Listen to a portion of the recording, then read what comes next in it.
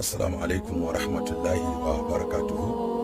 Yau muna 20 ga watan Sha'aban, hijira 1445, wanda ya zo 1 ga watan March shekara ta 2022. Ina daga nan jihar Kaduna, inda muke gabatar da taro da 'yan majalisa ƙarƙashin jagorancin sifika yadda za a gabatar da doka wacce za ta wajabta yin gwajin lafiya kafin aure a jihar Kano, kamar da jihohi da yawa a Najeriya wato suka yi irin wannan doka. To da sai na ji wasu jawabai suna ta fitowa daga jihar Kano waɗanda a gaskiya sun kashe min gwiwa.